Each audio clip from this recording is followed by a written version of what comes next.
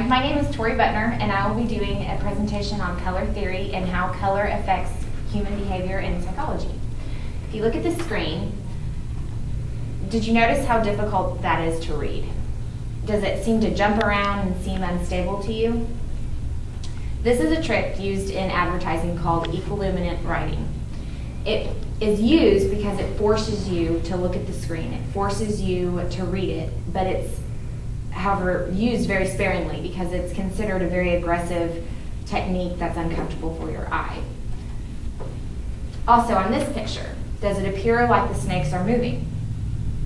There's nothing moving on this picture. As this one, there's nothing moving on that one, although it appears to be a flag that's waving. These pictures are just illusions that have been created by use of color. Color and color combinations have characteristics that affect us both physically, emotionally, and psychologically. This is also a trick used in advertising, and it's also something that's very uncomfortable on your eyes. If you understand that color affects you, you will be able to correct the color problems that you have throughout your life and make a healthier and more pleasant environment. This is the most commonly used color wheel. It's called Goeth's color wheel. It is broken up into 12 parts. It has the primary colors equally distributed around the wheel, which is red, yellow, and blue. And then you have secondary colors, which are orange, green, and purple. All of the other 6 colors are called tertiary colors, which are a mixture of one primary color and one secondary color. The color wheel, in combination with Sir Isaac Newton's research, has been the foundation of color psychology today. Sir Isaac Newton found that all color can be broken down into light waves. Each of these light waves, red has a much longer light wave, blue is the shortest light wave. The human body reacts immediately and drastically to color because every color emits a certain light wave that have varying sizes, frequencies, and vibrating wavelengths, and they all penetrate the human body. The eye sees light because when light falls on an object, it reflects back, and the object absorbs light, and whatever reflected back is actually the color that you see. All light waves that are reflected back are products of energy, and although you're unaware of it, all of this energy affects your body. This concept can be easily understood by a study that has been done on blind people who are born blind. All blind people who are born blind are usually able to feel color, like if you have a red piece of paper or a blue piece of paper, they're able to feel the differences between the two. Even people who aren't blind and are just merely blindfolded are able to do this.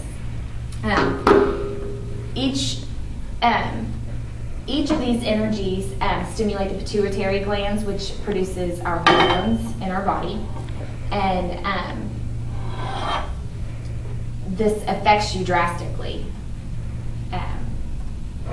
Since each color emits its own specific energy, each color affects the body differently. I'm going to go over the primary colors, red, yellow, and blue, and what meaning they have.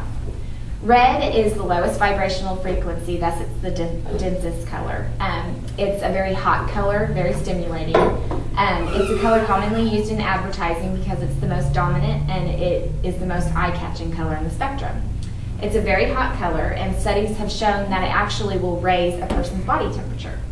It can even raise a person's blood pressure and respiration. It stimulates the adrenal glands, and it has been proven to increase violence, anger, and appetite. It is not recommended to paint your kitchen red because it actually shows that people who have red kitchens are extremely overweight. Wearing red is great when needing a quick pick-me-up, when wanting to be warmer, and even to help those with libido problems. Yellow is a warm color, but not uncomfortably hot like red. It's the color of the mind and is thought to increase intellectual activity. It also generates muscle energy. Studies have found that children with yellow rooms often cry much more than children without yellow rooms. And it's a great color to use in kitchens because it also stimulates your digestion and stimulates discussions. It's also great and used in libraries and studies because it helps promote intellectual activity. Blue has the highest vibrational frequency, and it also lowers your blood pressure. It's considered a cool color. It can help in cases of insomnia as it's calming, and it is told to avoid used when you're using food and cooking because it decreases appetite. It's recommended for rooms meant for relaxation, in particular bedrooms. Don't use too much dark blue because it can cause depression. Children suffering from disorders on the autistic spectrum, ADD, autism, ADHD, and Asperger's, are now commonly being treated with various artistic therapies, including color therapy.